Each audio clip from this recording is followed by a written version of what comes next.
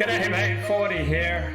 We're going out live across Rumble, across YouTube, across Facebook, across Twitter, and let's get to, this is Kanye West here speaking with Alex and Jones. Alex, tweet from my account. You like that, Ari Emanuel?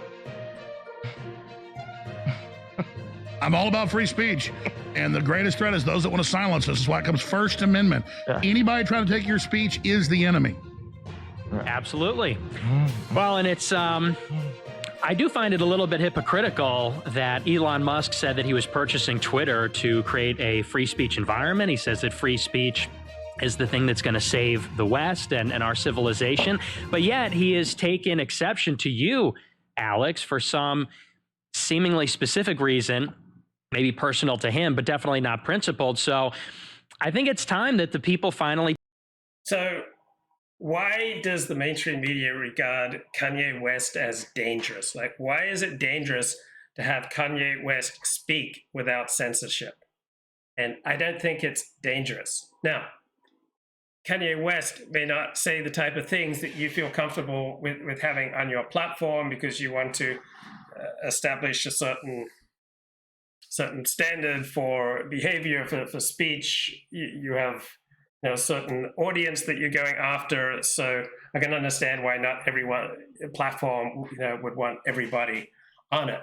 But if you're making the argument that it's dangerous to have Kanye West speak, or it's dangerous to have David Duke speak, or it's dangerous to have Richard Spencer speak, or it's dangerous to have Mike Enoch speak, what you're saying is that your ideas can't compete with them on a level playing field. And you're also saying that people evolve to be gullible and stupid and to be easily manipulated. And there's just no evidence for that. We have evolved to be incredibly good at detecting when other people are trying to fool us, right? We wouldn't be here today if we evolved to be gullible. And so this notion that you'll just, people will just get bit by some kind of anti-Semitic virus if they listen to Kanye West is ludicrous.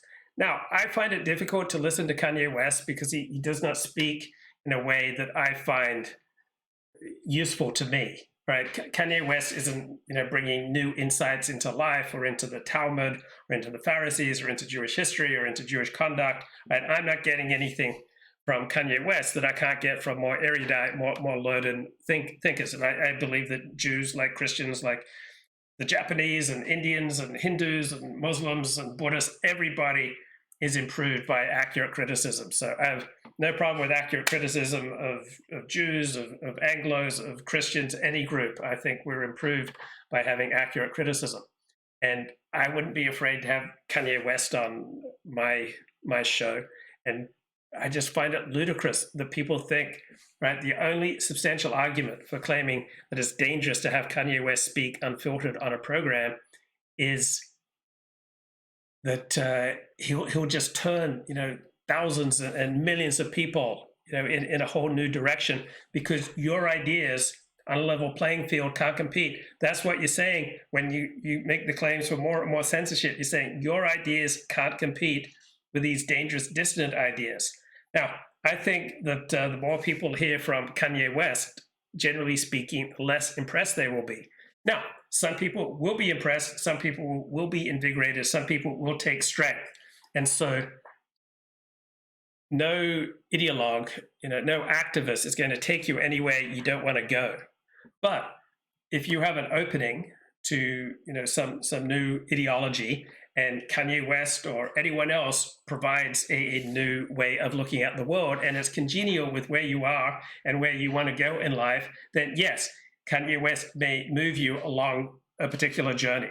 But no one's going to be moved in an ideological journey against their own best interest, against their own values. You're only going to go where you want to go. All the Nazi propaganda in the world, all the communist propaganda in the world didn't change minds, right? It fortified people who already had these beliefs. It helped people who were already predisposed to these beliefs, say, go a little further or go a little stronger in these beliefs.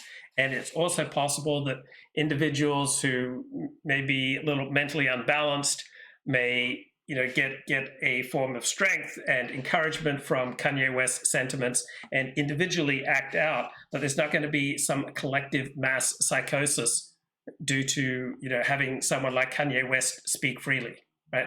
We don't have to be afraid of anyone's views. We don't have to be afraid of anyone's opinions. We don't have to be concerned or offended by any point of view on matters religious, cultural, racial, political, whatever. Right? Be not afraid. I think that the people who are so desperate to censor Kanye West, they're afraid that their ideas essentially cannot compete with Kanye's ideas on a level playing field. Glenn Bedley says, at a street level, it's more dangerous to Jews for Kanye to speak because he is influential among low IQ urban blacks who would physically attack Orthodox Jews. But I don't know if Kanye is that particularly influential. There is a crime problem in the United States, and whatever Kanye West adds to that crime problem is going to be microscopic, right? Kanye West is not going to do more damage to America. He's not going to instigate more crime. He's not going to instigate more than 0.1% more crime than the Black Lives Matter movement. And the Black Lives Matter movement has unleashed thousands of extra murders and made millions of people feel increasingly unsafe. It has deteriorated the quality of life dramatically for probably a third of Americans. So over 100 million Americans have a substantially decreased quality of life due to the Black Lives Matter movement. So you compare the impact of Kanye West to Black Lives Matter, I would be surprised if Kanye West has 0.1% of the support of Black Lives Matter. And yet Black Lives Matter enjoyed the support of Fortune 500 companies, it enjoyed the near universal support of the mainstream media, our cultural and academic and elites at every level threw themselves essentially behind Black Lives Matter, which then escalated, massive violence, massive social disruption, deteriorated the quality of life for over 100 million Americans. So we don't have to be frightened by Kanye West. We have more important things to be scared of, and that is that people who commit violent crime in this country are not punished appropriately, and are not kept in prison. I know it's boring, and Richard Spencer and his crew say this is like just autistic conservative Republican politics to talk about the need to lock up those who commit violent crime. But it's such a simple thing. Lock up the 1% of the population who are super predators, and you will halve the murder rate, right? You will double the quality of life for over 100 million Americans who live in and around urban areas and whose lives are being diminished by Black Lives Matter inspired crime waves. So Rolling Stone has a new article on Kanye West, and Kanye is boasting that the backlash from his previous interviews has been awesome for his presidential campaign. He blames the Jews for Hitler's reputation.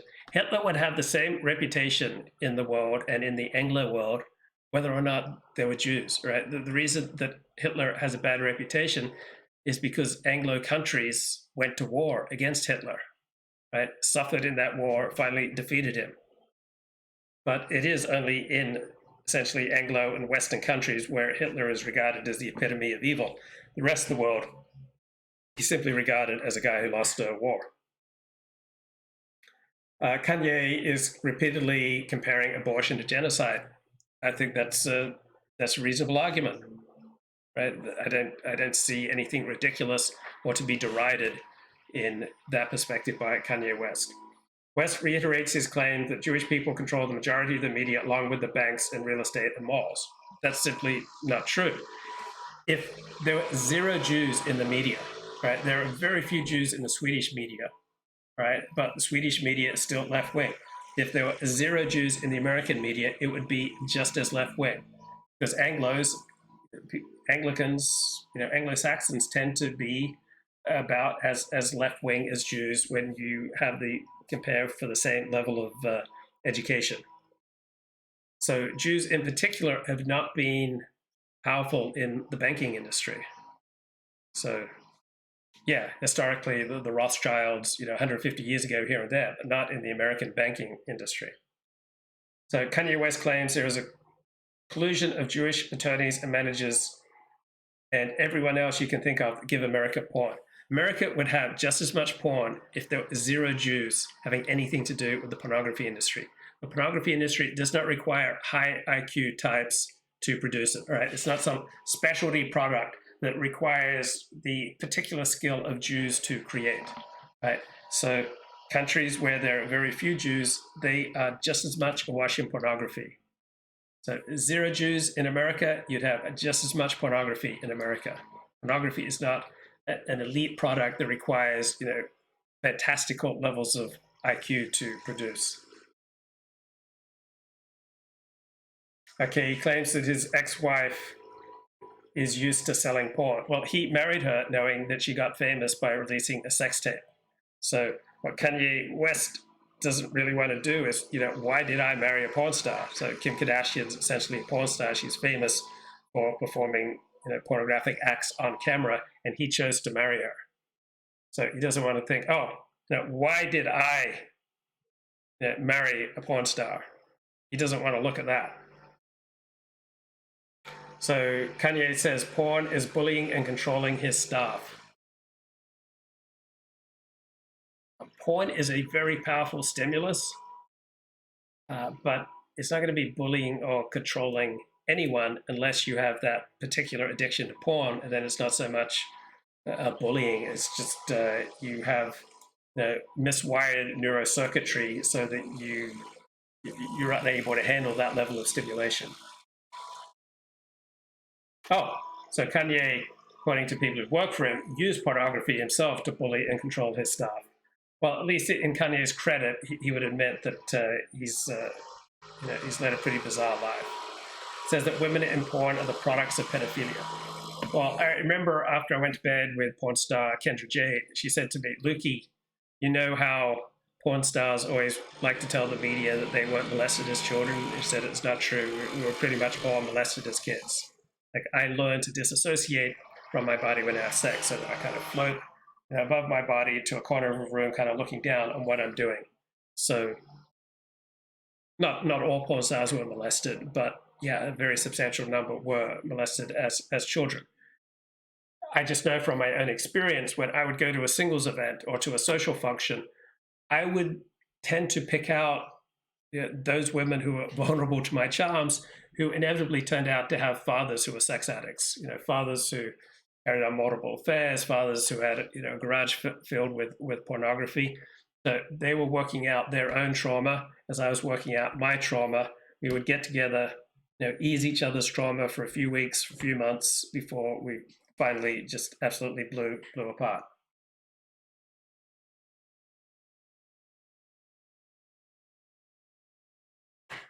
Kanye West says Jews should work for Christians, and Rolling Stone highlights this as particularly damning against Kanye West, saying that Jews should work for Christians. Well, imagine if he said Christians should never employ Jews, right? If he said the opposite of that, Christians should never employ a Jew, right? He would get media furor. Here, where he says Christians should give jobs to Jews, this is regarded as terrible by Kanye. Says, I'll hire a Jewish person in a second if I knew they weren't a spy and I could look through their phone. Look, there's nothing inherently superior about employing someone or being employed. Right? The situation's the boss. Your boss isn't the boss. Situation's the boss. When you hire someone, you are taking on levels of vulnerability. So some people are better suited for being in charge in work, and other people are better suited taking direction. Right? Not everyone's cut out to be entrepreneurial. 95% of people, it seems to me, are not cut out to be entrepreneurial. 95% of people are better suited working for someone else. Bosses get the headaches. They have to think about the job off the clock. There are many advantages to being an employee. It's not like being an employer is just inherently superior to being an employee.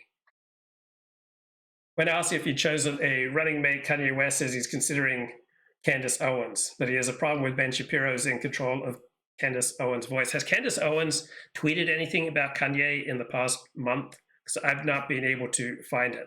So Ben Shapiro is Candace Owens' boss. And so it seems like she has stopped engaging with Kanye publicly, and to the best of my knowledge, she's not critiquing him. So right now it's 1:33 p.m. in Sydney, Australia. It is Tuesday, December the 13th, 2022.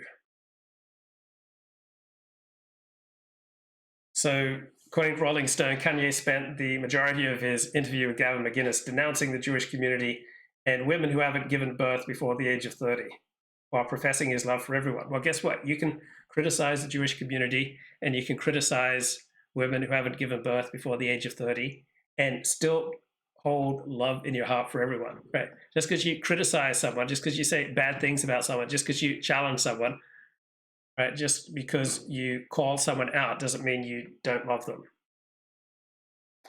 So Kanye West wants the rules of the country to be based on the Bible. Not sure how practical that is, right? The Bible was composed 2,200 to 3,200 years ago. I mean, you could deduce some things from the Bible, but I'm not sure it's practical. Okay, there's a recent Rolling Stone piece that said white racists love hearing a black voice articulating ideas that they can't say themselves in public without blowback. And that people like Gavin McInnes and Nick Fuentes get to wear blackface with Kanye West as their base proxy. Yeah, guess what? When people are not allowed to speak freely, they're going to seek substitute voices and substitute forms of expression. It's not like you can just shut down people's ability to speak freely. It's not like you can just say there are all these areas of life that you can't discuss publicly, that you're only permitted this amount of variety, this tiny amount of variety in certain discussion areas before your life will be ruined, and think there'll be no blowback for that. They think there'll be no consequence for shutting down legitimate discussion. So there are many elites who fear that free and frank discussion of, say, group differences will prove incredibly disruptive and threaten their hold on power. Remember, elites get to hold on to power only by making coalitions, right? Only by forming common alliances with other strata of society. So the Democrats are essentially a high-low coalition. You've got the elites at the top and the welfare dependent on the bottom. That's largely the Democratic coalition. So elites get to govern and elites get to have dominant power because they're working with a splintered society. When you have a united public, such as in a substantial populist movement, right, that threatens elite power. Because when you have a united public, then the elites are no longer in control. So elites can only rule by dividing and making then common alliances with various strata of society. So let's listen to a little bit more here from Kanye West, Alex Jones, Nick Fuentes. They demand a real victory here. We've been at war essentially since Trump came down the golden escalator 7 years ago to put America first, to put Christ first, to free the internet and do these kinds of things. And here we are all this time later, and it seems like we've stagnated or in some ways maybe even taken a step back. So it's time that people demand, we want Christ first, we want America first, we want Alex Jones back on Twitter. These are just and reasonable demands. Well, I see it like this, and I want you to be able to elaborate on this, but I don't want Ye to get his run because he's got so much to say and he always gets cut off. But so I'm going to try to shut up as much, but we can go 4 or 5 hours if you want, but the main show's actually 4 hours long. I was just hoping for 3. We'll do 4 hours if you guys are up for it. But here's what I'm saying. I am a classical liberal at heart, so I love everybody and I judge people by what they do, not what color they are.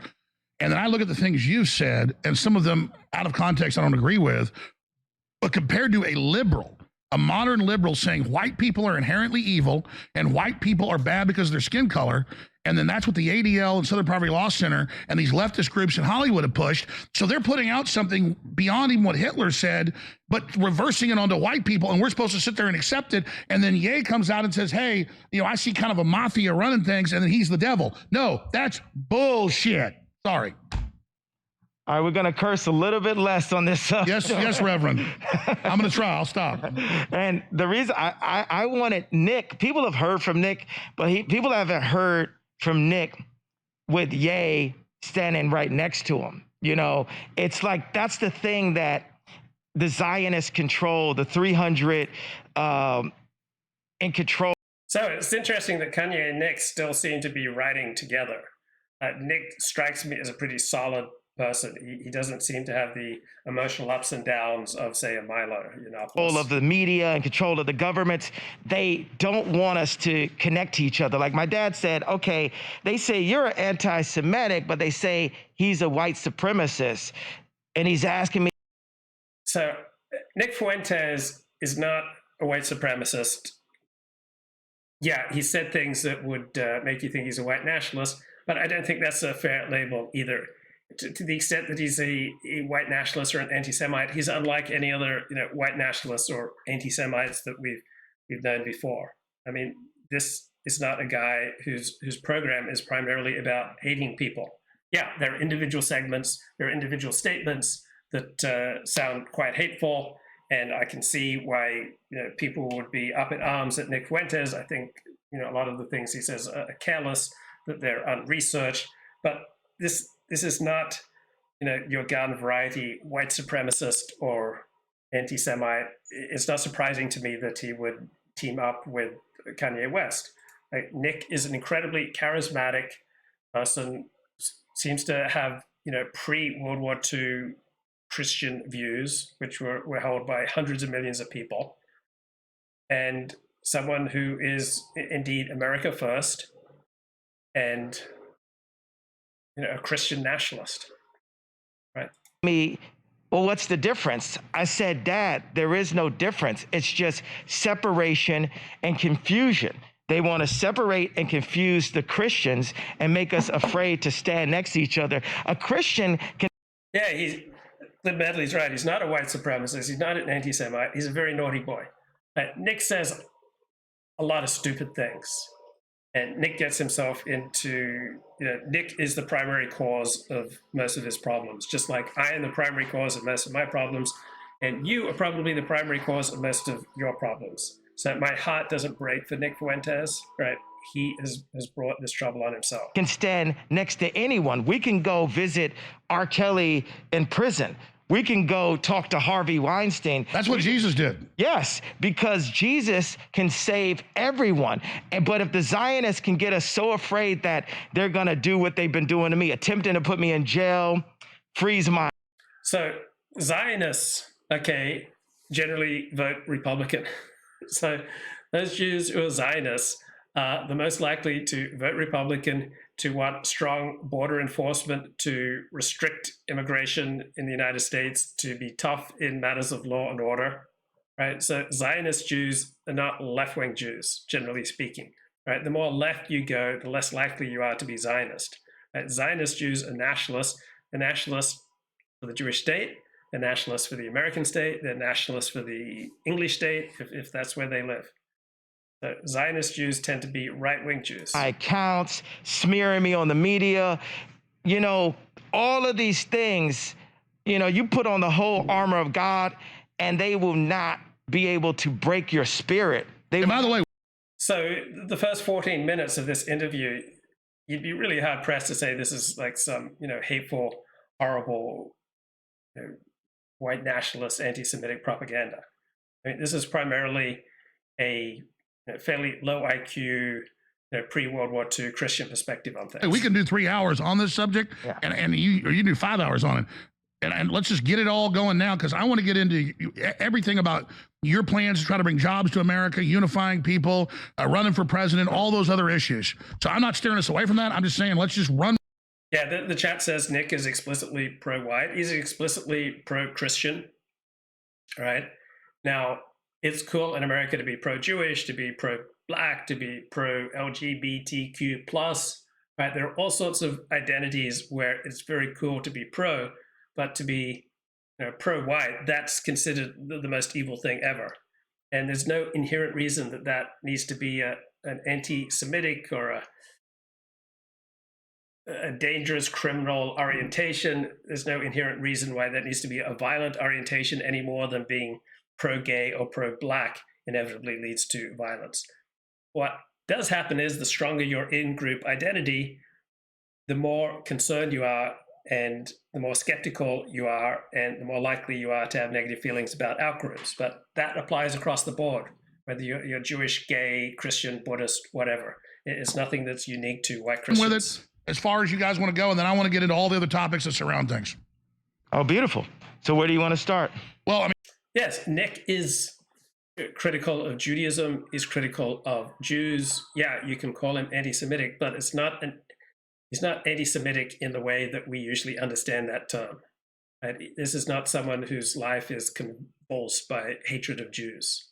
Right? Jews are not the primary topic of Nick Fuentes' streams. To the extent that I'm knowledgeable, I would say that Jews take up less than 3% of the things that he talks about on his live streams. Right? He's not a William Pierce. He's not a Oliver Revillo. He's not an Adolf Hitler. His primary fascination, his primary drive is not to suppress the Jews. I mean, I would just start with this. There are good people from every group and every type of culture, and we all know that. But definitely the left, when it was America defeated Hitler, calls their opposition Hitler. When both my grandfathers almost died in the Army Air Corps, both of them almost died. One of them crash landed after a mission and got all. Okay, question here. How can one be pro-Catholic and pro-white? Well, Christian identity, including Roman Catholic identity, has frequently fused with racial identity. So Christianity is not inherently globalist, right? Christianity is being used to be nationalist, ethno-nationalist, racial nationalist. Christianity is incredibly flexible, as is Judaism, right? So until about 100 years ago, Jews were very comfortable with calling Jews a race. Right? The idea that it's a horrible thing to call Jews a race, that developed after World War II as some kind of self-protective mechanism. Let's dissuade everyone from believing that Jews are a race. But you can make a case that those, say, Ashkenazi Jews who have considerable genetic ties, you can call them a distinct people and a distinct race. And I think it's inherently dangerous. But coming up, I want to discuss religious conceptions of purity, right? The co-constitution of religion and race, conceptions of racial purity and difference and implications for Jewish identity.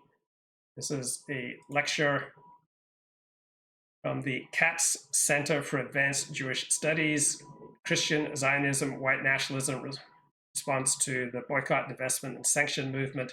So I've got some thoughts here on religious conceptions of purity and race. And also coming up, we're going to discuss, is the Talmud racist? So this is a Rabbi, Mira Wasserman, who's also a PhD, and she is a scholar at the Reconstructionist Seminary. Begins over 20 years ago. I was a newly ordained rabbi serving the Jewish community in Bloomington, Indiana, a vibrant college town. I had been in the position less than a week when one of my new congregants came in to show me a 20-page pamphlet that she had discovered on her front lawn on the 4th of July. It was a piece of white supremacist propaganda, full of virulent expressions of hatred directed against Blacks, against immigrants, and mostly against Jews. The 20-page pamphlet accused Jews of devious violence and identified the Talmud as both the source of our misanthropy and as evidence of it. As you can see, there is an extended section that focuses on the Talmud with a long list of purported Talmudic citations that convey vile statements about non-Jews. My new congregant was very concerned about this section. This can't be true, she asked. Can it? Does the Talmud actually say this stuff? Right away, I could see that many of the so-called citations were outlandish fabrications. Others were too garbled. Okay, so this is true for many of Nick Fuentes' criticisms of the Talmud. So many of the most common collections of supposedly devastating critiques of the Talmud, much of it's invented, much of it's garbled, and some of it's just plain distorted, and then some of it is accurate. To make any sense of, and a few were somewhat accurate, though taken out of context. The seed of my future research project had been planted, but do I think that Ye is being deliberately provocative for publicity? I think Ye is an alcoholic. I don't think he is in control of what he's doing. I think he's reacting instinctually. And part of him, I think, definitely needs to be fed by getting a maximum of public attention. I mean, that is kind of a through line in his life, that this is someone very needy of being in the news and creating provocation. But I don't think he is deliberately experiencing the past 2 months as his deliberate ploy to gain more attention. I think he's just reacting. I didn't know it yet. Over the coming weeks, our town was again and again littered with heaps of this hateful propaganda. A broad coalition of religious and civic leaders organized in response, and there was a terrific outpouring of communal solidarity and activism. Still, over the course of that year, hate activity continued to rise across the region, and my synagogue and the local Hillel received direct threats.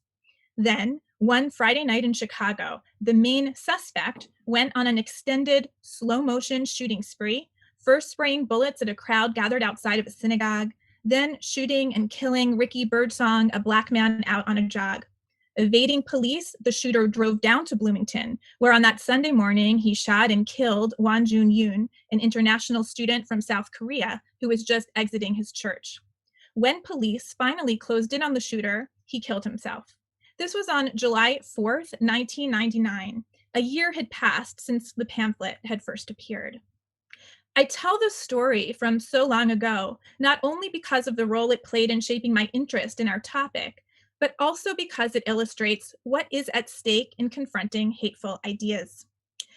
Okay, so most people who spread quote unquote hateful ideas aren't going to shoot anyone. So the correlation between saying something hateful and shooting people is quite low. But anyone who is antisocial enough to hand out these kind of pamphlets, just spray them under people's lawns, right? People with that kind of antisocial orientation, and people as reckless as Nick, who goes saying all sorts of pronouncements about the Talmud, which he knows nothing about, right? That is an antisocial orientation that does make you, one, more likely to speak and encourage other people with an antisocial orientation, and two, if you're antisocial, I think you're definitely more likely to commit crime. But I would hold that the correlation between saying racist things and shooting people is very, very low. That there are far more substantial causes for criminal violence. So Kevin Michael Grace is back. It appears he's got a weekly show with Dennis Dale. Right. Yeah, I was looking into Rebel, but I have to be careful about what I say. that's just what I wanted to talk about. It. I guess we won't have to do it carefully, maybe, or just tell me if we can't go any farther. But I wanted to talk about whatever reason you're off of YouTube right now, and what's going on. Well, I'm not going to go back to YouTube because I don't know. I have no idea what I'm allowed to say. Yeah. Right? I was suspended, I think, 3 times. And the last time I was suspended, they didn't even bother to tell me why I was suspended. Of course. Violations of terms of service or whatever, right? Yeah. And okay, so what is it? Tell me what I'm not allowed to say, and I won't say it anymore. Well, YouTube does spell out its terms of service, and many people are able to, figure it out, work within it. It's like learning a language, right? Not everything is set out for you. You have to, fill in many of the gaps yourself. But this commentary reminds me of something that Richard Spencer said a couple of years ago, that JF Garapi is the only person who knows how to work within YouTube's terms of service. So it's not easy trying to play within YouTube's terms of service, but some people are able to pull it off. So what is the type of personality who's able to work within restrictions like YouTube's terms of service? And what is the type of personality who is unable to figure them out and correctly apply them? So JF Garapi, he was able to work within YouTube's terms of service. I don't think he got a strike, or maybe only one, when he rejiggered his channel, started a new channel, and then operated his stream strictly within YouTube's terms of service. He stopped having guests because it was too tiring for JF to educate his guests on YouTube's terms of service. But he was very quick at noting, hey, you can't say that on YouTube. So some people are able to have the empathy for why a corporation like YouTube would impose the terms of service, and try to understand where YouTube is coming from. Some people are willing to see things from the other person's point of view, try to understand what the terms of service are trying to accomplish, and then many people are still able to work productively within those terms of service. But because not every infraction can be spelled out, right? I notice many people on the distant right want YouTube and other social media companies that be explicit, tell us exactly what we can and cannot say. But speech is so complex and various, you can never spell out every single thing that you can and cannot say. You have to work from the certain principles and examples that YouTube gives. So yeah, I think it is possible to work within YouTube's terms of service. It is frustrating. You're not in control. It's a little bit like being an employee.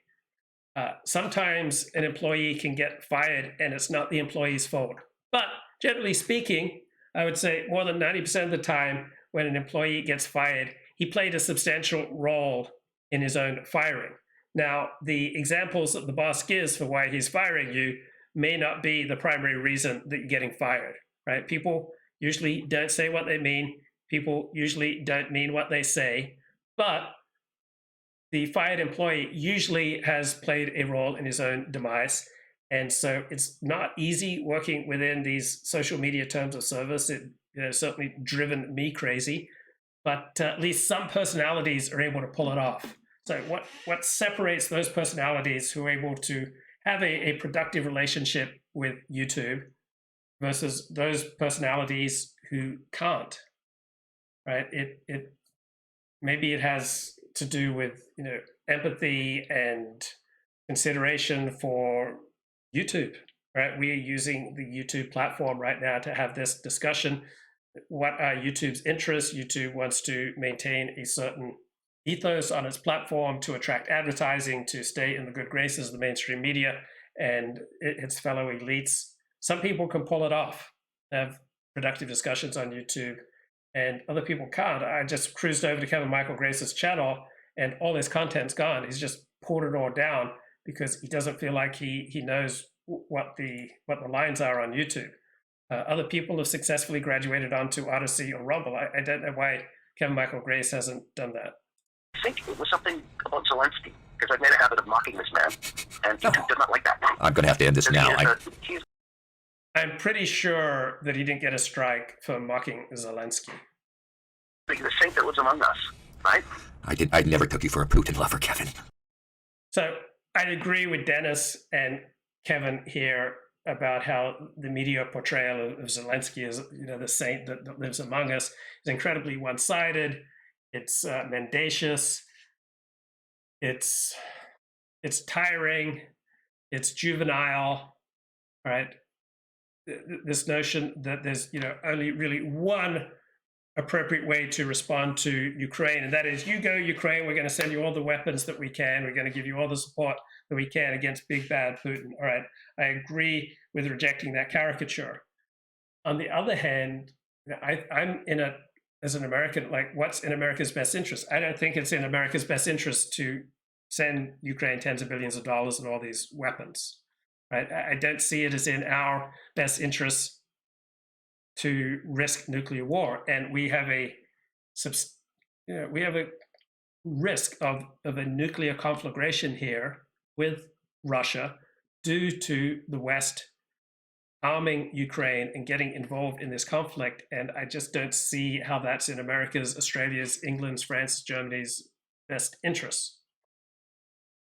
On the other hand, Zelensky seems to be a patriotic Ukrainian doing absolutely everything he can for his country. And that's what I would expect. So I don't share the adoration that the mainstream media gives to Zelensky. But on the other hand, I don't share the contempt that Tucker Carlson and much of the dissident right shows for Zelensky. It seems to me that Zelensky is doing the best he can in his position to provide the best service and the best chances for his people to survive the Russian onslaught. No, I share your disdain for him. You're always... Why? I don't get that. Why would you disdain Zelensky? He seems to be fighting on behalf of his people. It's like despising Robert E. Lee, right? Because you disagree with slavery, you think slavery is evil, but Robert E. Lee wasn't fighting the Civil War on behalf of slavery. He was fighting the Civil War on behalf of his people. I'm forced to take sides. Yeah, today, right? and why? Yeah. And if I'm forced to take... I agree with that. I don't see any reason why we should be forced to take sides between Ukraine and Russia. I understand emotionally if you're like 100% on the side of Ukraine. Emotionally, I am 100% on the side of Ukraine. Emotionally, I'm just totally with the Ukrainians against the Russians. But I agree with Kevin and Dennis here. Like, if you're an American, an Australian, an Englishman, a Frenchman, you should be primarily looking out for your people. And I don't see the necessity of taking an armed side in this conflict. A side between Russia and Ukraine. I'm choosing Russia. Yeah. Okay. You know, my joke is, if the universal falsehood could be monetized, the Ukraine would be the wealthiest country on earth. Yeah. Right at the beginning of this war, the New York Times uploaded a piece basically endorsing the noble lie. Oh, yes, the Ukraine says these things that are... Yeah, I know. It's amazing how all the principles are. I guess they weren't really being held by anybody, but they just fall away. And people are like, yeah, actually, you know, it's okay to lie about war. It's not so bad if you bomb a hospital. I don't know if they said that exactly, but that seems to be the thing. Well, you know, what was it, the ghost of Kiev, Yeah. right? Yeah. And an American congressman actually retweeted a picture of Sam Hyde. Did they? Oh, God. As a result. That's lovely. Yeah. Well, I just see projection with them. Yeah. You know, we've seen the videos, we've seen the pictures of them torturing people, torturing soldiers, torturing civilians. You know, the ones they call collaborators. They tie them to trees and leave them like that sort of thing. And this is all out there, and we're supposed to think, oh no, these are the good guys. No, I don't think so. And these people, they're torturing maybe just ethnic Russians, you know, and they're kind of stuck there, right? And they're, but it's so obviously our war. What was it, a week ago? Zelensky banned the Ukrainian Orthodox Church? Yes, and nobody's talking about it. They had troops going into monasteries? Yeah, no, he's about to loot them like, Henry VIII. They're about to, it's astounding. It's not covered. Tucker Carlson. Why wouldn't he ban the Russian Orthodox Church? The Russian Orthodox Church has been in bed with the government for 100 years. I would expect Zelensky to do absolutely everything he can on behalf of his people, including shutting down disruptive oppositional forces and parties and even churches in Ukraine. All right, war is a matter of life and death. Ukraine is fighting for its survival. When you're fighting to survive, it makes sense you'd want to shut down any centers of opposition. God bless him, covered this, and that's how I first heard of it. Tucker Carlson covered it, and he said they're finding ways to persecute. What do I think of Jordan Shanks and his house being torched in Sydney? So John describes him as an Australian journalist. So Jordan Shanks, he's certainly not your typical journalist, right? He makes fun of people, and he goes after people, and he's not. It's hard to see him as a journalist, but he goes by the title Friendly Geordies. Yeah, that's his YouTube channel, Friendly Geordies. So he's a comic and a YouTuber, but definitely not your typical journalist. YouTuber. Controversial Friendly Geordies YouTube blogger Jordan Shanks. Yes, Jordan Shanks is controversial, all right. A young man with plenty of opinions. So I think it sucks that his home got firebombed. I think he played a substantial role in his own misfortune. He's not a journalist. He's not someone who strives to be fair to the other side. So he provoked people and they responded, right? Friendly Geordies played a substantial role in his own suffering. And plenty of powerful targets who have reason to hate him. Well, obviously we don't know who did it. There's a long list of suspects. My mind was racing as to who it is. And was Shanks glad to have the media on the case? Well, okay, quick question from the chat. Mr. Paul, could you explain your emotional investment in supporting Ukraine? Well, I don't know, in any analogous situation where a major power invades a much smaller nation next door, I would emotionally be on the side of that smaller nation. I think that's pretty much a universal human reaction. And you see that in basically the world's reaction is pretty much to side with Ukraine. Ukraine is a much smaller country than Russia, and Russia invaded it.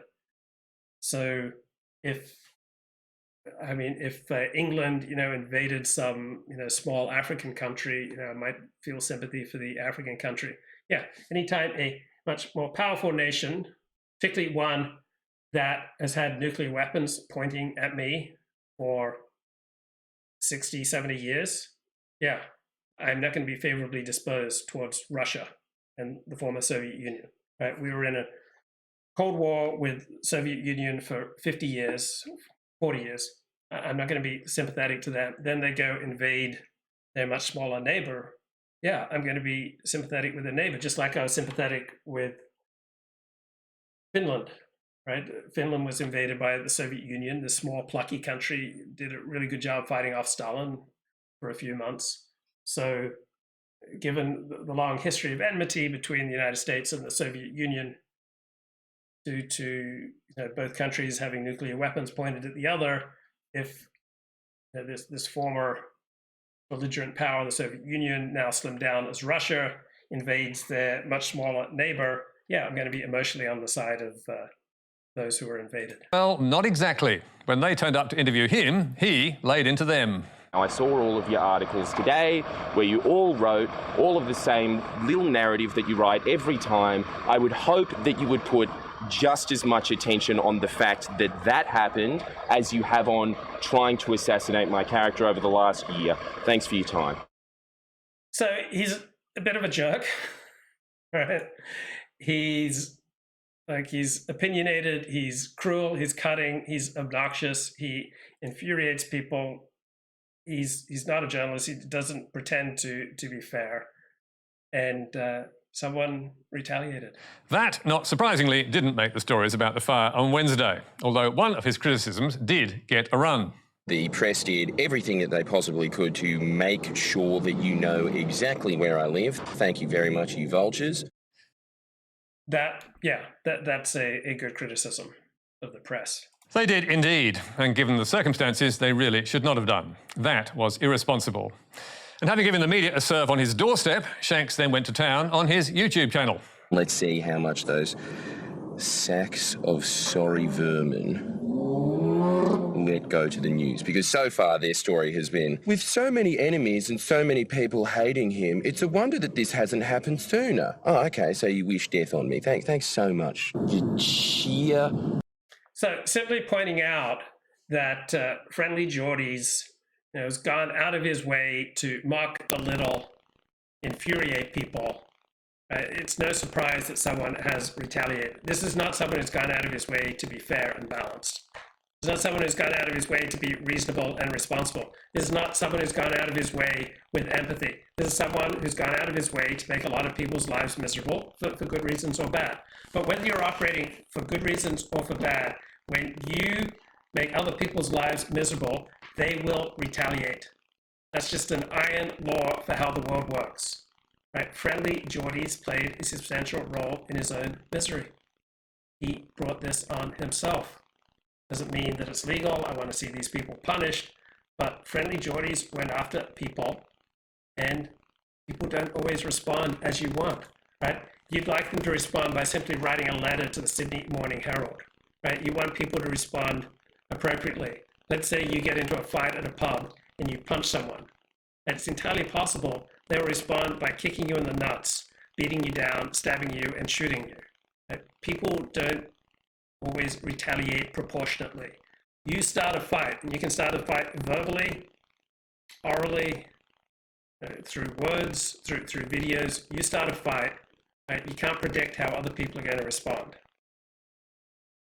So one of the 12 steps principles is we try to get along with other people to the greatest extent possible. Because when you infuriate other people, you are not going to like how they respond. Opportunistic interest in their eyes. No empathy whatsoever. Absolute scumbags. Sorry vermin and scumbags. Yes, he's a charmer. And that's what makes the Jordan Shanks story so vexed.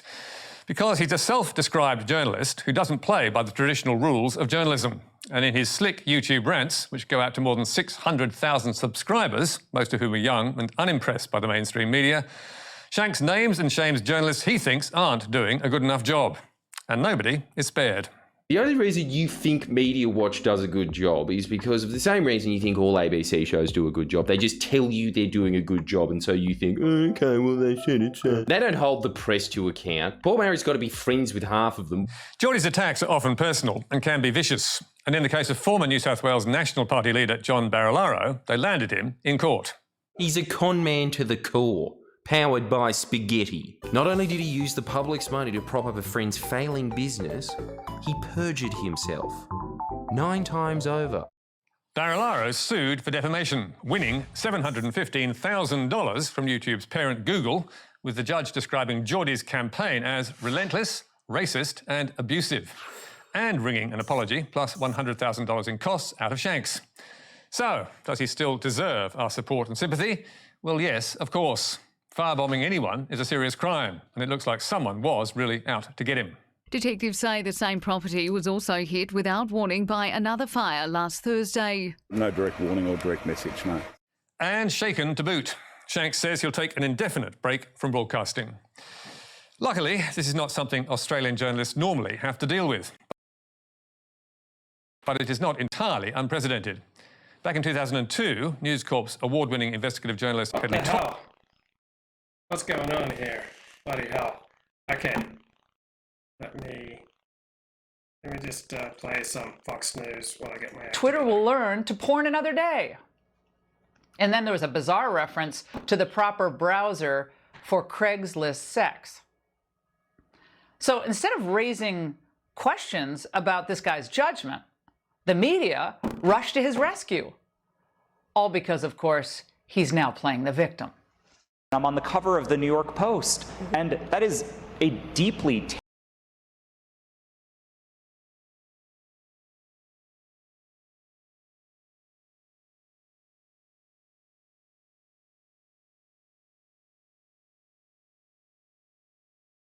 time, like the internet is much scarier.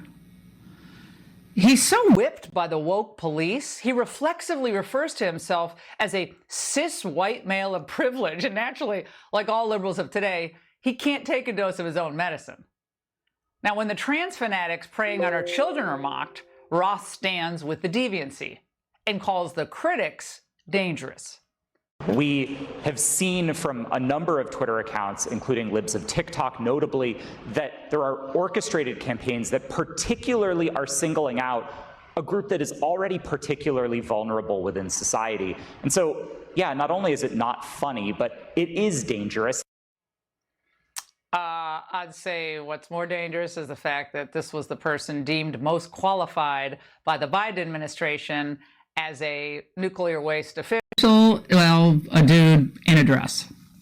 My name is Sam Brinton, and I serve as Head of Advocacy and Government Affairs for the Trevor Project. I'm a gender-fluid individual who walks the halls of Congress. Talk about the power of being free every day to hear my stilettos click on those marble floors and yet know that I deserve to be in that room just as much as anybody else.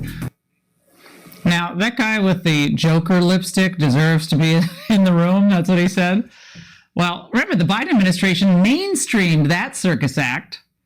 Shock that they, them turned out to be both gender fluid and luggage fluid.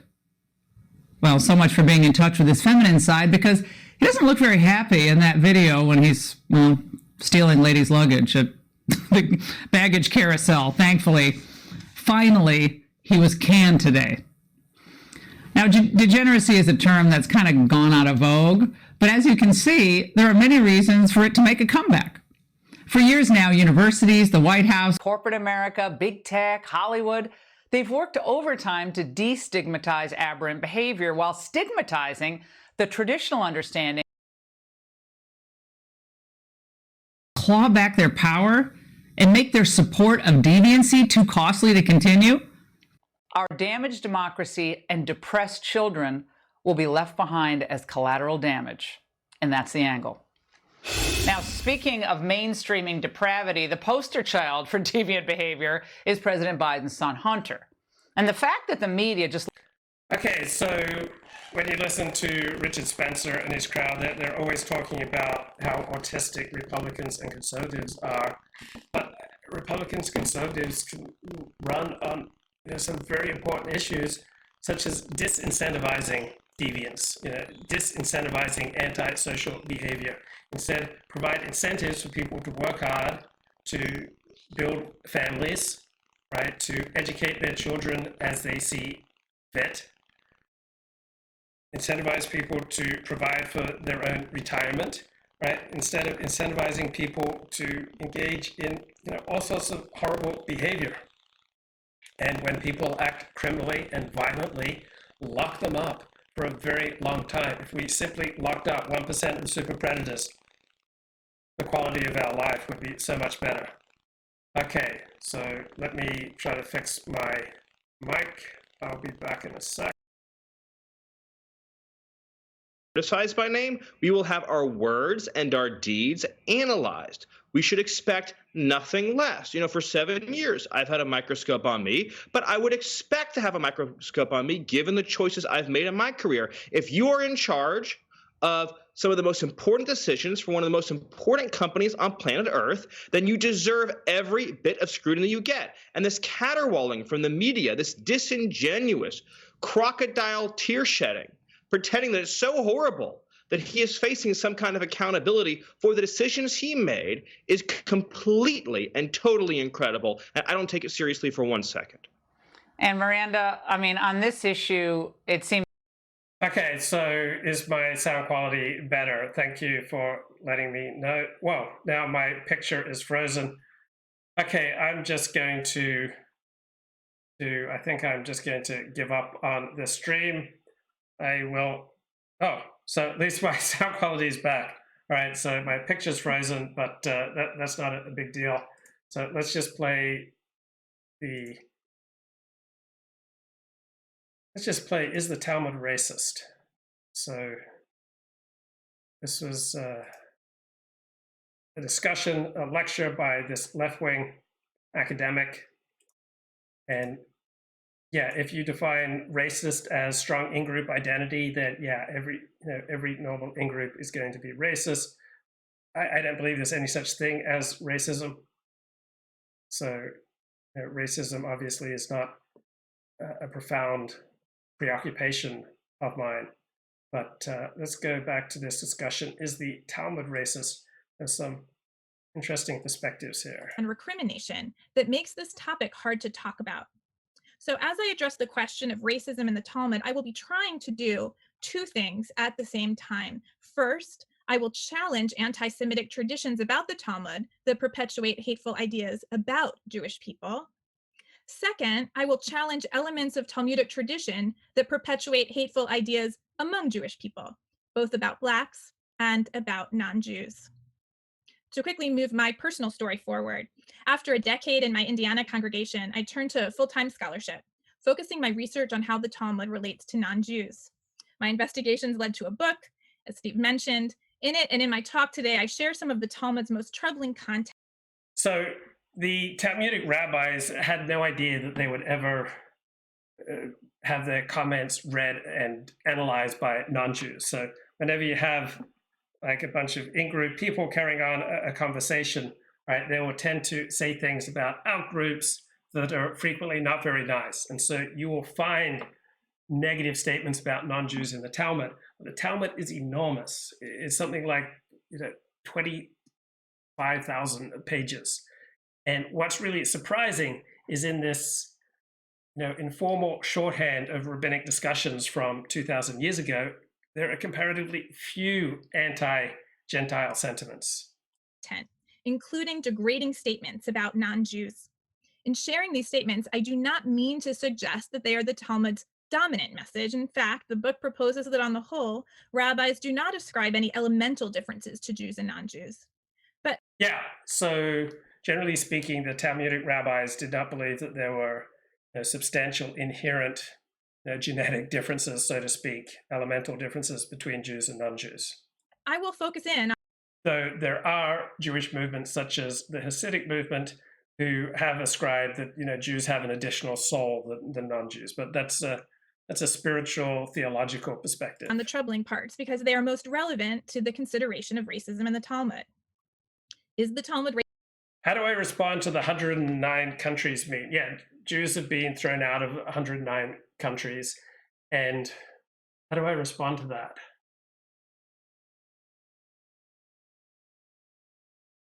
I mean, I don't find it a devastating critique of Jews. That it makes sense to me that strangers are not popular, and Jews are pretty much everywhere a stranger. So I'm not shocked when Jews are unpopular, or when people who are different are unpopular. So the majority of Jews have lived in the diaspora for the past 2,500 years. Doesn't surprise me that strangers are found unpopular, and that strangers will often be expelled.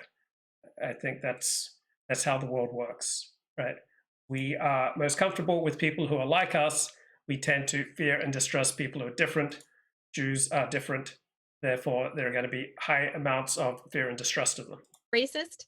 Before taking on this question, it is important to say a few words about what the word racism means, especially in the context of the ancient world. Today, to be called a racist is considered a terrible insult, and so it is not surprising that such accusations are generally answered with quick denials. Okay, I find the whole definition of racism pointless and useless. I don't believe there's any such thing. It's no moral category in my mind. I think people prefer people who are like themselves, and you can call that racist. I call it reality. There's different kinds of skin blemishes that the Bible considers impure. So this is a discussion in the Mishnah, which is the oral law, which was finally written down around year 200 of the Common Era, and the Talmud is rabbinic commentary on this oral tradition.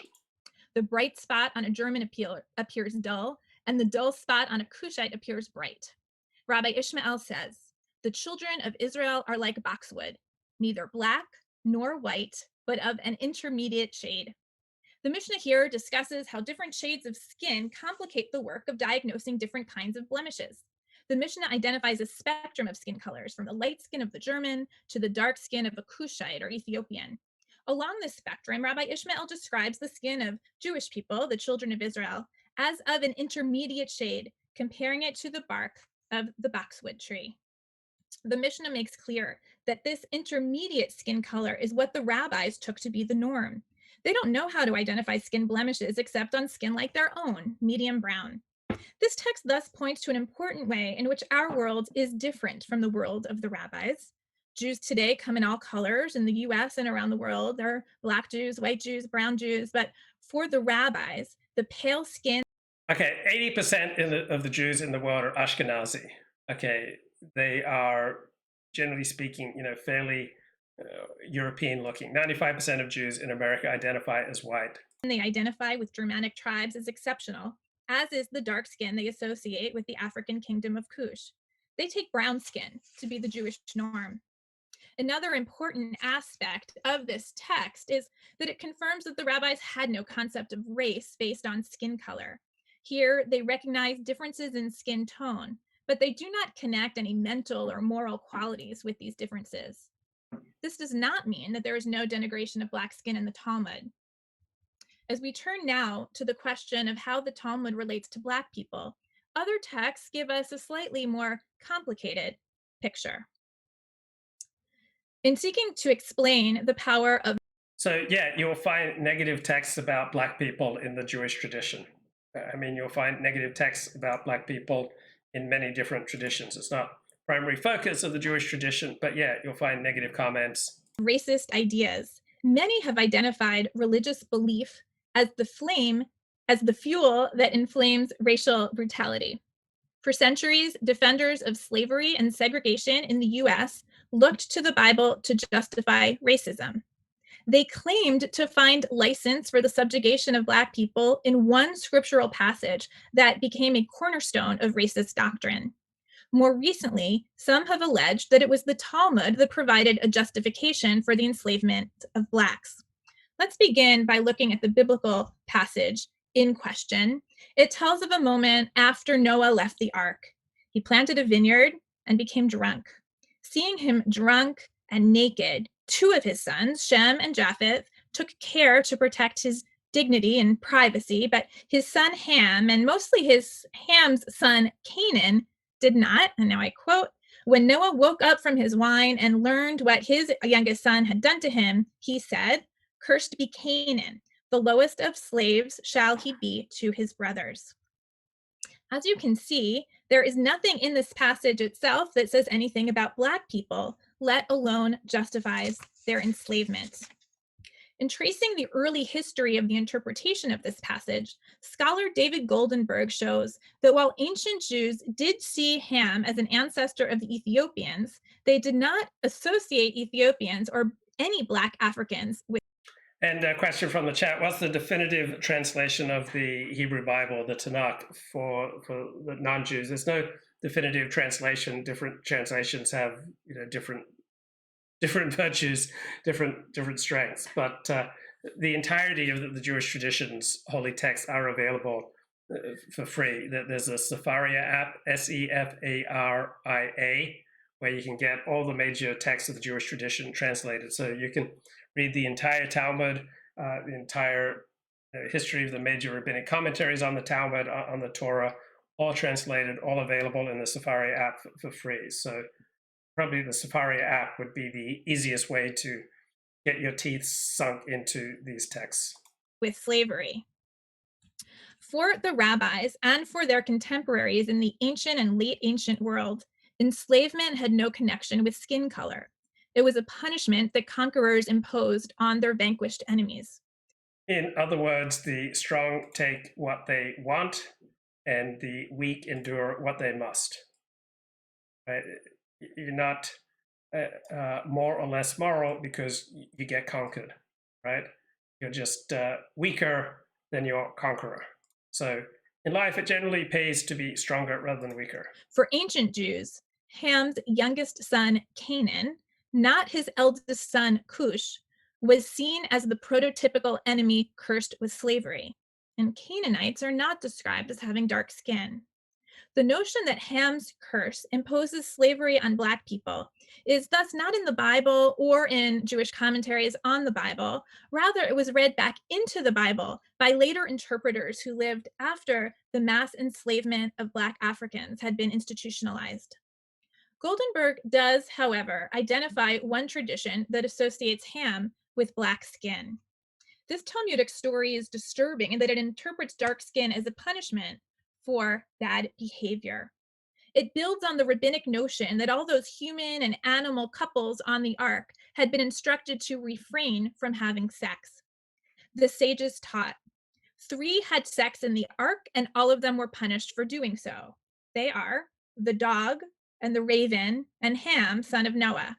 The dog was bound, the raven spits, and Ham was punished with his skin. The parallel in the Palestinian Talmud makes clear that Ham's punishment is his skin turning black. I can't understand this bit about the raven spitting, however. Goldenberg proposes that the rabbis here merely express a preference for their own skin color over those of others, and he suggests that this tradition is an effort to explain what the rabbis took to be the anomalous color of dark skin, in much the same way that other stories come to explain anomalies in nature, like why snakes crawl on their bellies. In my view, this tradition is more sinister and problematic than Goldenberg acknowledges, in that it associates dark skin with transgressive sexuality and compares Black people to 2 kinds of animals that rabbis denigrate. For these reasons, I think this passage can be considered racist, certainly according to definition that we called number 1. This tradition notwithstanding, Goldenberg is right, however, that denigrations of Black people are few and far between in the wide expanse of the Talmudic library. While a handful of individual rabbinic statements disparage dark skin or exoticize Africans, neither skin color nor African people are a major preoccupation of the rabbis. Today, we are steeped in a culture that is obsessed with skin color and other bodily signs of race. All of us have been trained in unspoken rules to notice certain qualities of people's bodies and classify people on that basis. The rabbis also had rules for drawing boundary lines of identity and difference, for distinguishing insiders from outsiders, their own group from others. But their unspoken rules were different. The rabbis of the Talmud were keenly interested in one social boundary above all, and that is the boundary that distinguishes Jews from non-Jews. The difference between Jews and non-Jews is of central interest to the rabbis, and so this is an area where it makes sense to look for racialized thinking. Defining Jewishness is a tricky business in our time, and it was in antiquity as well. To what degree does being part of the people of Israel relate to ancestry or to geography or to language? And so most people have more loyalty to their family than they have to other families, right? And a tribe is simply an extended family. A nation is simply an extended family.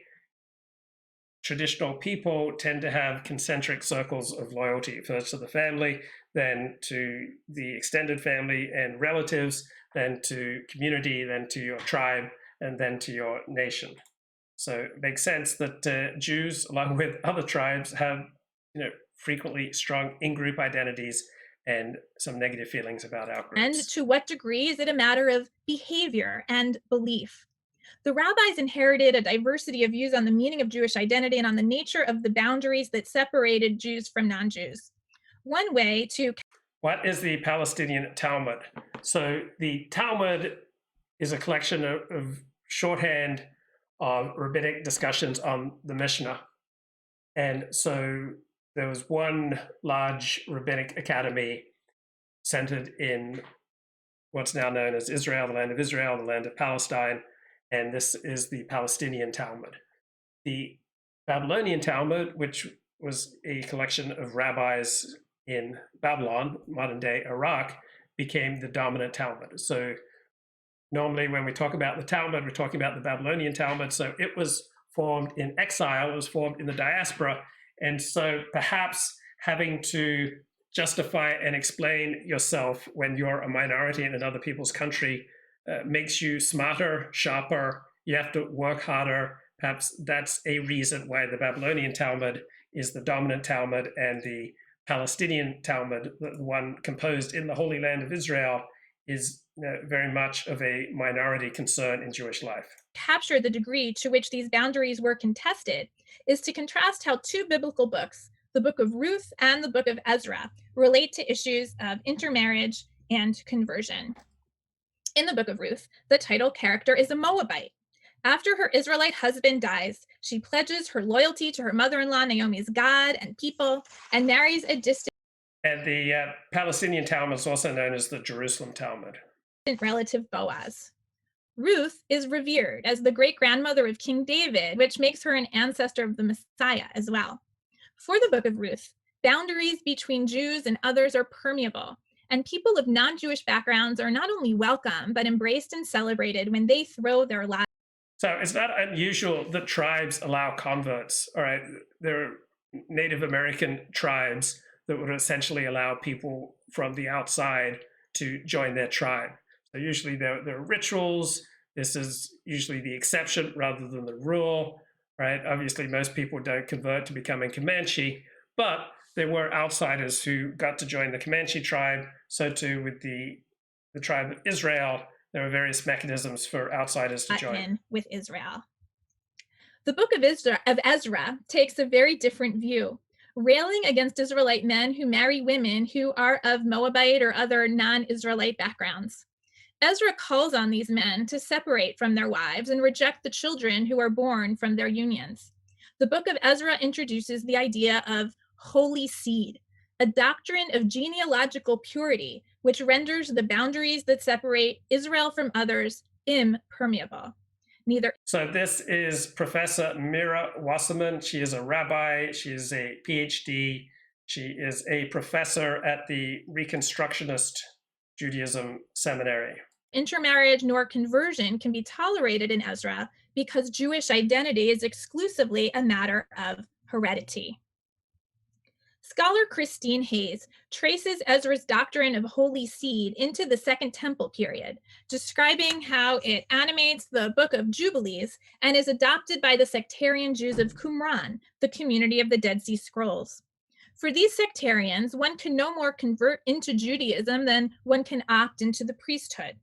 Right, so there have always been Jews who don't really hold with converts, people joining the tribe, but they've usually been a minority. This view that Jewishness is indelible and exclusively genealogical when coupled with the assertion that Jews are superior to others as God's elect, approaches racism, I think. This is not the view that the rabbis of the Talmud adopt, however. The rabbis affirm that it is possible for people of any background to join the Jewish people, and they look to Ruth as a model of a righteous convert. For the rabbis of the Talmud, Jewishness is not an exclusively genealogical identity. The rabbis' affirmation of conversion. Let me fast forward here. The Talmud offers a mixed legacy. Its jangle of voices and visions include messages of division and degradation.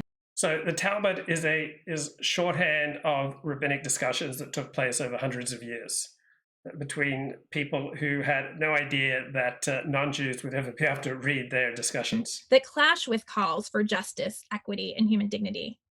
This invests the work of its interpretation with ethical import. The task, as I understand it, is to grapple with all the Talmud's voices and views, seeking to understand them in their own contexts and then to decide, is this a One might argue that the fundamental problem is the very concept at the very heart of Judaism, that there's a fundamental distinction between Jews and others, and that Jews have some kind of privileged status versus others. And it's really that kind of binary thinking that is, if you think about it, it's something that lies at the core of racist thinking as well, that there's a self and an other, and the self is somehow superior to the other. So given how important that binary is for Yeah, most people think of themselves as superior to others. Most people think of their family as superior to others. Most people think of their tribe, nation, religion, geographic area as superior to others, right? It's usually normal, natural, and healthy to think this way. We'd be crushed by our own insignificance if we didn't. Judaism, between Jews and non-Jews.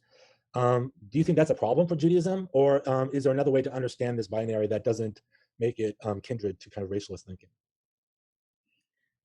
Well, that's a big question. So notice on the bottom left, it's Miria Wasserman, and then / she, her. She gives us her pronouns. So I do think having distinctive, particular identities is not racist. So yeah, but the reality is when you have a distinctive, particular identity and you have any sort of in-group identity whatsoever, you're going to develop negative feelings about out-groups. That's just the nature of social identity. Being part of a people is not racist. When Jewish people are proud to be Jews and identify with a culture apart from another culture, I don't think that's inherently racist.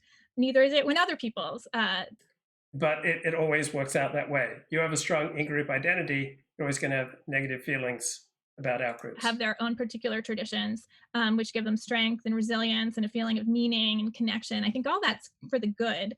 I do think it's helpful not to think in terms of a binary so much as sort of a rainbow or an assortment of different peoples, all deriving their own distinctive meanings and their own distinctive traditions. So I think moving away from a binary and recognizing the yeah, but the nature of reality is binary. It's us versus them. So what about whites? Yeah, the stronger someone's white identity, the more likely they are to have negative feelings about outsiders. The Talmud relates to different bodies. Absolutely. Something to be pursued for sure. So thank you for raising that up. The beauty of different bodies. Okay, I'm going to throw you a kind of a wild card and see if you want to take it up. We have a question that's come in that really makes the question very big. So it's asking, how can we reconcile the traditional reliance on Havdalah, so basic binary distinctions? So the Havdalah is the Jewish ritual for the end of the Sabbath, where you thank God for the difference between Jews and non-Jews, between the Sabbath and the other days of the week, between all sorts of different distinctions. Which regard... So the Hebrew word for holy, kadosh, literally means distinction or difference. So holiness is based on making distinctions and separations. Which some regard as fundamental to Jewish thought, with a notion of multiple or rainbow options. And so you could put a lot of things into this question. There's a lot of ways to approach it, but do you want to take a stab at thinking about that big one? Rainbow options. That's really big. The notion to Havdalah is interesting.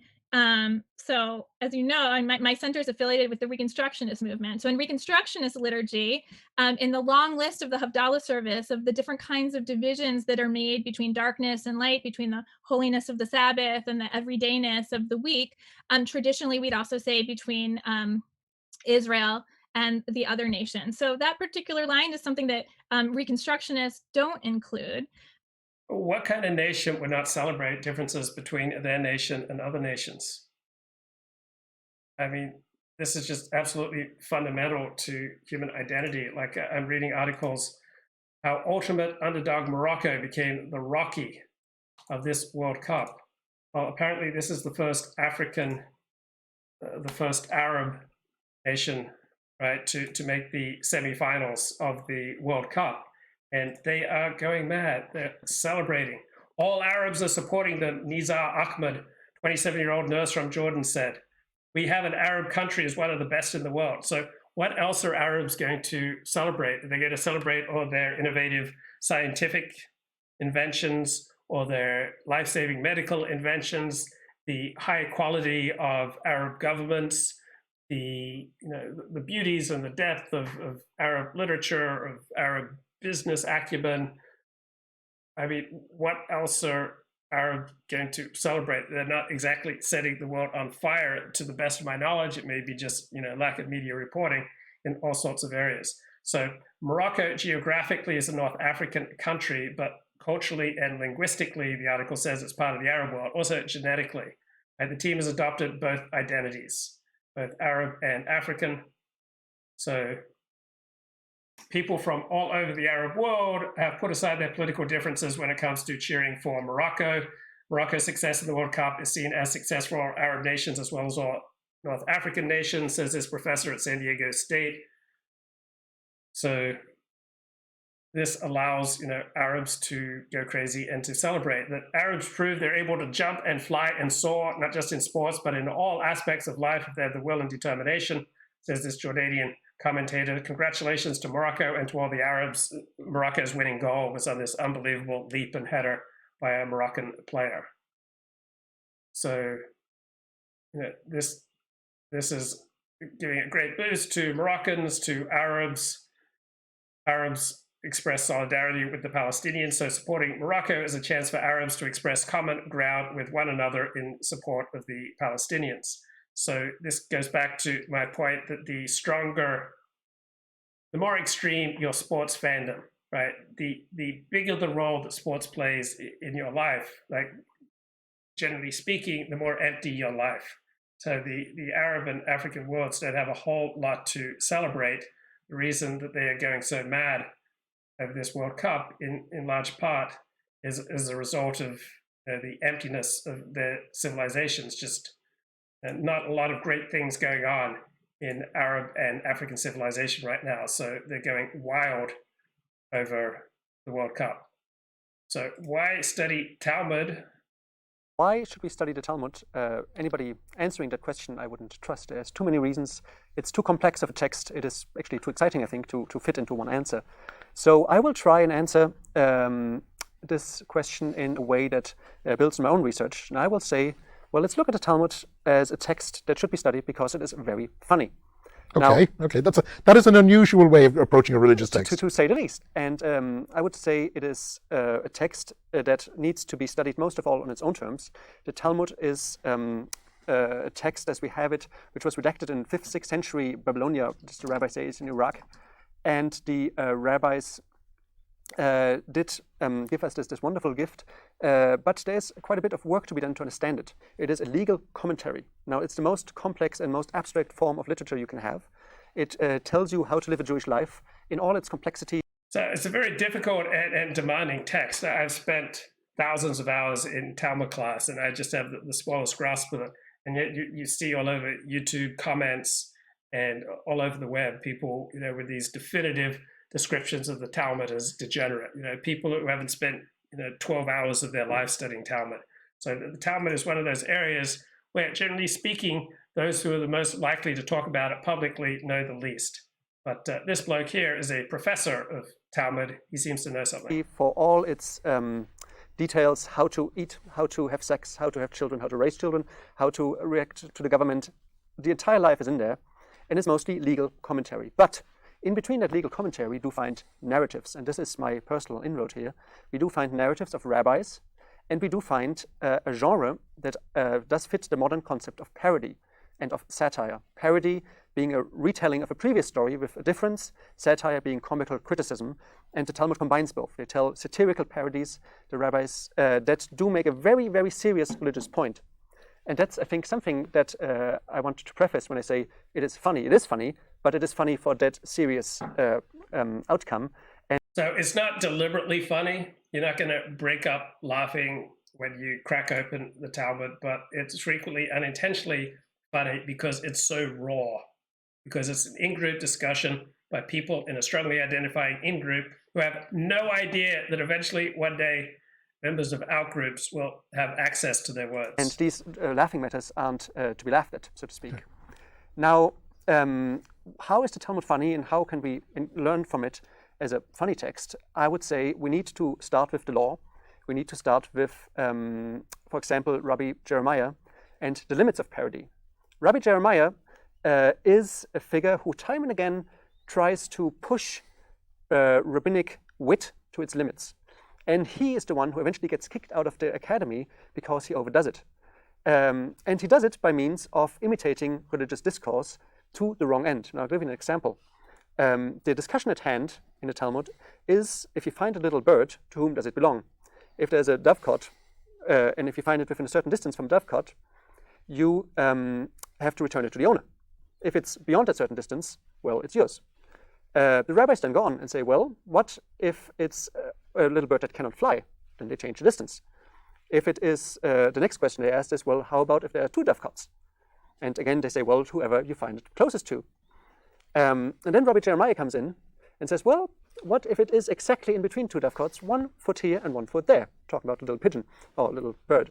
And the rabbis kick him out of the academy for that question. Now, it's odd because in other cases, the rabbis do discuss things in such minute matter and with such, say, neglect of practical reality, fully enclosed in a legal reality, that you would say, well, it's a perfectly legitimate question. What do you do if you find it exactly in the middle? Why does Rabbi Jeremiah get kicked out? But if you go back and look at the broader narratives about Rabbi Jeremiah, you see that he's always a jester. He tries to put things ad absurdum, not for the sake of narrative, which would be legitimate, but for the sake of poking fun. And at some point he asks his master something, wants to make him laugh, and the Talmud says the master did not laugh. So it's a very serious matter here, and getting kicked out of the academy is a serious matter. He gets eventually readmitted. Okay, here's a little talk here on purity, politics, and the problem of Jewish solidarity. Very briefly at some case studies that I'm just going to sort of introduce, and then I'll have some concluding thoughts and questions to share. So to begin with, the concept of purity in religious traditions and Judaism more specifically is something that many of us are quite familiar with. As a general rule, discussions of purity and impurity in religions don't tend to raise red flags. It's just what religions do. First and foremost, though, we need to understand that purity is an obsession with most traditionalists, right? They fear impurity, contagion, and disorder, while the primary left-wing fears are ignorance and bigotry. Purity and impurity are embodied. Impurity is the state of a thing and can be imparted onto someone or something.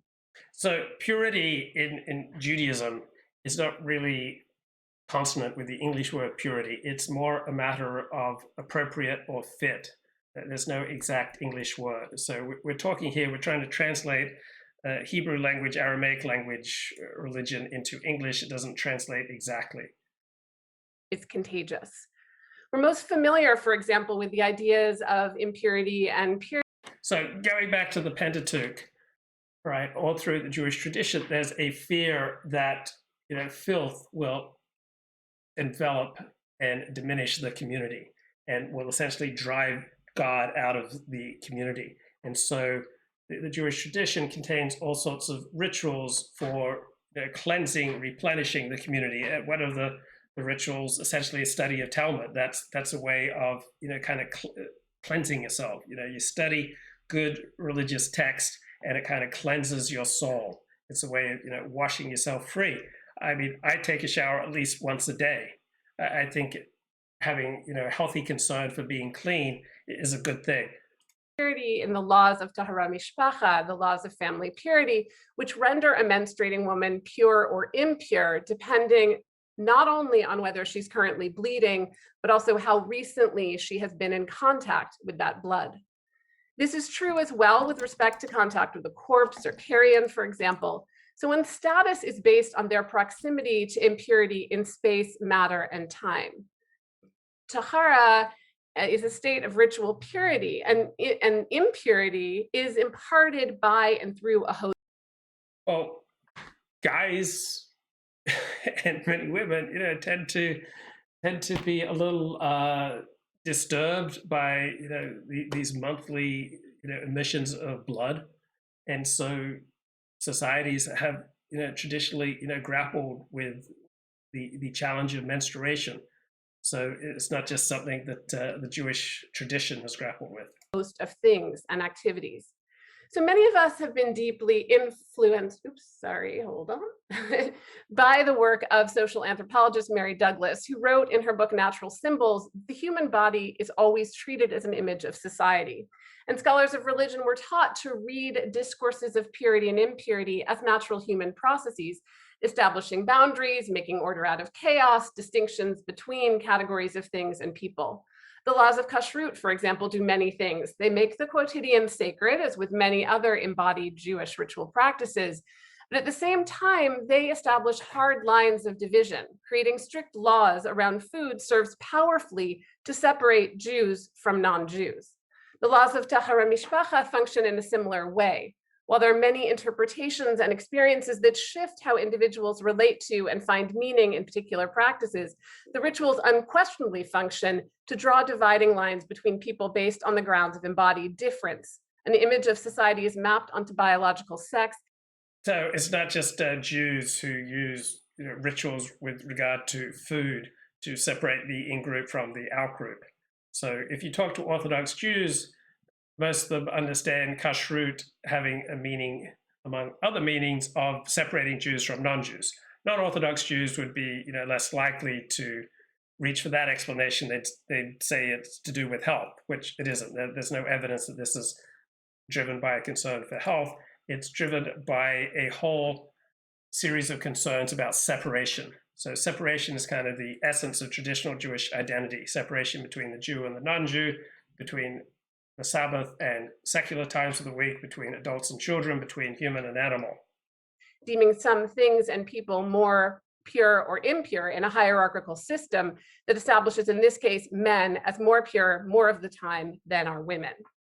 So embodied purity and impurity does not reflect a neutral ordering of chaos. Rather, they reveal systems. And Douglas famously wrote that if we can abstract from the notion of dirt.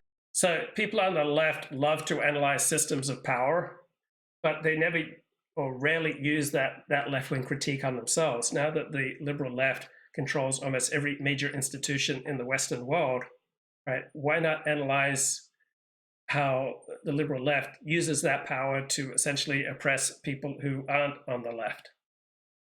Understanding dirt is matter out of place, it implies a set of ordered relations and a contravention to that order. It's never a unique or isolated event, but the byproduct of systematic ordering and classification of matter, insofar as ordering involves. So order, classification, right? People on the right do have a strong fetish for these things. When I've been able to get a name for something that's troubling me, I feel a lot better. Right? That's how I make sense of the world, is by classifying things and by creating order out of chaos. Rejecting inappropriate elements. However, as many critical theorists have pointed out, Douglas misses something. We must go beyond her to think about the aspect of purity discourse and practices that involve the rejecting of inappropriate elements. How lovely, right? If you're deemed appropriate, a member of the collective we that is pure, and that's what she focused on generally. That classification can be a unifying process for those who find themselves deemed inside. Has there ever been a community that has not regarded some things as inappropriate and has not wanted to put, the inappropriate, away from the, main body of the community? I think this is a pretty normal, natural, and healthy human reaction. Inside the boundary of purity. But the system requires something that some things. Do I think that people on the left or people on the right have a lower tolerance for ambiguity? I don't think it's an ideological question. People in Central and Eastern Europe tend to have a very low tolerance for ambiguity. People in East Asia tend to have a very low tolerance for ambiguity. Anglo nations have about the highest tolerance for ambiguity and uncertainty. So Anglo nations tend to be very empirical. They're looking for detailed examples and facts, while philosophy from the continent tends to be much more abstruse and sweeping, much less concerned with the facts and empiricism. And some people be rejected. Scholars such as Robbie Dushinsky note that the designation of pure and impure is a necessity. How does victimization work in Judaism? Pretty much the same way it works in every other group identity. I don't know how you have any strong in-group identity without a sense of victimization. So I grew up a Seventh-day Adventist. We had a sense of victimization. Protestants have all these books about Protestant martyrs at the hands of Catholics. I don't know Catholicism as well, but I'm sure they have a steady collection of anecdotes and books and songs about how Catholics have been martyred and how Catholics are victims. Muslims have their anecdotes and stories and books and songs about how they've been victims. Every nationalism, every form of strong in-group identity contains a considerable element of feeling victimized. You can't really build a strong in-group identity, a strong nationalism without anecdotes and texts and songs and poetry about victimization. So everybody has reason to feel victimized. I can come up with reasons for how I've been victimized. You can come up with reasons for how you've been victimized. Blacks have their songs and stories about how they've been victimized. White people will have songs and stories about how they've been victimized. Everybody can easily access the feelings of victimization because they're an inherent part of in-group identity. There's no strong in-group identity without a strong sense of victimization. You tell stories about what's happened in the past, and you remember how your group was persecuted, right? That's a large part of what in-group identity and nationalism is all about.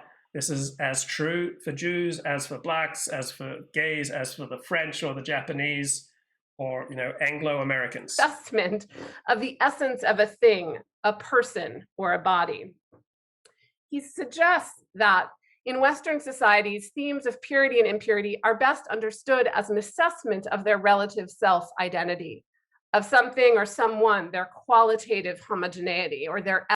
Yeah, most people don't particularly care for strangers. Right? Anglos are probably the most welcoming of strangers because of their high tolerance for uncertainty, right? But generally speaking, people don't care for that which is different. Generally speaking, people tend to have far more negative views of that which is different and strange to them than that which is familiar. Essence. So we see this in nationalism all the time, right? A citizen, he notes, is taken by nationalist discourse to be pure if they're in some sense the same, homogenous with other members of the nation, and that's their essence.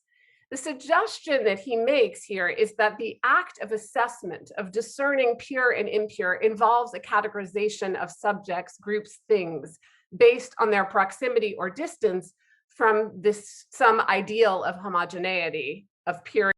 It's not some abstract ideal. Everybody has an innate sense of that which is weird, strange, and different, right? People don't tend to like that which is weird, strange, and different. People don't tend to like individuals who are weird, strange, and indifferent. It doesn't take a PhD to understand this, right? We naturally feel more at ease with that which is familiar and similar to us. Purity of essence or truth. But the determination of this purity, the essence of the thing, is subjective and unstable. And in revising her own work. Yes, feeling yourself part of a community, of a nation, all right, it is frequently subjective, right? It's an imagined community. You don't know everybody in your nation. You'll never get to meet them, but you feel this imagined kinship with them because they're the largest possible group where they feel like some kind of extension of your own family. Mary Douglas noted that there is no natural desire for cognitive or social order at the base of purity or impurity designations, and there's no intrinsic value to purity for the individual society. While it may indeed be used as it is in Jewish ritual and tradition to delineate what is sacred from what is not, She argued that the only thing universalistic about purity is the tendency to use it as a weapon or tool. Look, I've been staying with a friend. I've been staying with family members. When you stay with other people, they have certain rituals, they have certain practices in their home, and you don't want to start introducing strange, disturbing practices and rituals into a home. People want to keep things, familiar to them. And we're quite familiar with the ways in which purity discourse functions as a weapon, discourse that views those people as the problem. Recent police shootings, the latest of a 15-year-old Micaiah Bryant on Tuesday, is an ongoing reminder. Okay, so question, how does the need to be precise Anglo philosophy translate to a higher tolerance for ambiguity? Wouldn't it be the opposite? So Anglo academic work in social sciences and the humanities tends to be focused on the particular. So there's a strong anti-intellectual tradition in the Anglo tradition. We're much more concerned with the concrete and the particular, while in the continental European tradition, it's much more concerned with grand sweeping ideas. So if you're just focusing on the concrete and the particular, there are things that you don't understand or ambiguous, you're going to have much more sense of ease with that, as opposed to continental philosophy, which is these top-down grand theories, frequently lacking in empirical evidence. So, because you're so concerned about the unexpected, that there's this great need in continental philosophy to come up with philosophies that will account for everything in life. And so ambiguity and the unexpected are a threat to the certainty of continental top-down philosophies. So even the Germans have philosophies and even laws for what happens when the law breaks down. Of the ways that processes of assessment happen as part of the order of things, determining what and who is expendable or must be rejected. But why, you might ask, am I making a connection between racism and conceptions of religious purity? They seem... Well, they're both forms of in-group identity, right? Racism is just a pejorative term that you've given for one expression of in-group identity. Quite different. But the ways in which we talk about and understand race today often mask racism's historic relationship to notions of purity. Indeed, purity, even in the Levitical context, is about ideas of embodied impurity, about conceptions of taint. Ideas always come from a particular person or persons within a particular tribe and community, right? Ideas on purity, laws about purity, religious conceptions of purity, they always emerge from a particular people at a particular point in time, a particular in-group, a particular tribe. And contamination that are carried by bodies. And it's not uncommon to hear the rituals of family purity, for example, reimagined and viewed as empowering, but we don't see that with racial purity. There's no... And the chat says, when victimization manifests itself in aggression, political, economic, physical, and results in active, aggressive response implemented by a government against a people, this makes for conflict. Conflict is inherent in the world. It's not possible to live without conflict. We're all stuck in an iron cage together. Human desires are infinite. Available resources are finite. Different groups have different agendas. And so conflict is inevitable. It doesn't require some special text or some special ethnic or religious group to bring it about. Conflict is inherent in life. You don't find in nature two subspecies living at peace with each other. In nature, one subspecies will wipe out all the other subspecies in a particular place. It's how the world works. I didn't create the world. I just observe it. Good ethics that would do that. But in fact, racial and religious purity cannot be disaggregated, just as race and religion can't be. And we must attend to their co-constitution what the series has sought to do, if we're actually going to understand how these categories are mobilized. So there's a quote here from Mary Douglas: the only thing universalistic about purity is the tendency to use it as a weapon or a tool. Or you can just say the same thing. The only thing universalistic about families is the tendency to use family as a weapon or a tool. And if you love something, you're going to want to protect it, and you're going to hate that which threatens it. So nationalism comes with a dark side, right? Because you love a particular people, you're going to hate that which threatens your people. Right? If you want to keep something pure, you're going to hate that which sullies or threatens the purity of your love. And although they're mobilized often as separate categories, their history has kept them entangled. So, as noted, purity and chat says, okay, so people can't live in peace. That's good to know. People can't live in peace when one people is completely dominant over the other people, so there's no point in rebelling, or two, the peoples who are in contact with each other have more things in common, and as opposed to incentives to break out into conflict. But you cannot live without the threat of conflict. The conflict is inherent. The feelings of betrayal is inherent in all human relationships. As soon as you form any kind of relationship with someone, you are creating the inevitability of a feeling of betrayal, because other people will not live up to your expectations. Right? People are always going to surprise you, and you're always going to experience their surprising behavior as a betrayal. So conflict is written into the very marrow of life. Now, sometimes conflict is open, sometimes conflict is subtle, sometimes there are no incentives for conflict to break out, but the potential for violence and for conflict is always there. And impurity don't actually function within a given religious tradition only. They are also categories that have been used to distinguish between different religious groups. We know this well. It's just human nature to categorize and distinguish between your family, your group, your tribe, and some different families, some different groups, some different tribe.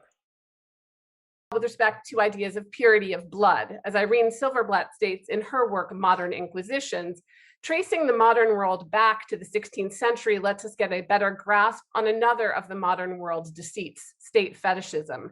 Veiling our origins in a globalizing hierarchical world has also veiled our origins in race thinking. It has made us lose sight of our colonial foundations and of the antagonistic social relationships at its core. Has there ever been a community? Has there ever been a society where there weren't antagonistic social relations, where everybody just lived in peace? No, that's never occurred. What we're talking about are the degrees of the violence in the antagonistic social relations. Right? The violence can be verbal, it can be microaggressions, or it can be macroaggressions like rape, grievous bodily harm, murder, and torture. Yes, race thinking, nationalist sentiments, bureaucratic rule, colonialism, and the nascent capitalist economic order girding them had different roots and different paths, but history joined them 500 years ago, and history accordingly paved the way for an onslaught of often deadly confusions. Silverblatt goes on to talk about this race thinking that emerges, and that in fact, inquisitors were charged with certifying Spanish purity of blood. There was no race thinking until people realized there were different races, right? Until the Europeans started exploring Africa. They had no idea about Africans, but it was the encounter with Africans that led the European need to classify different peoples, right? The encounter with the other in Africa, that's what stimulated the development of European racial thinking. Because when they encountered Africans, they were unlike any other people they'd known before. Which was defined as the absence of Jewish or Moorish blood, right? And overseeing religious orthodoxy, which was assessed based on purity of blood. So the idea of blood purity wasn't limited, though, to the Inquisition. Religious difference, skin color, geographic origin, all coalesce in Orientalist and colonial definitions of race. Right, you can just sum it all up. People don't tend to like strangers very much, and in particular, Jews are pretty much everywhere being a stranger. Okay, I've got to run off. I'm going to leave it there for now. Talk to you later. Bye-bye.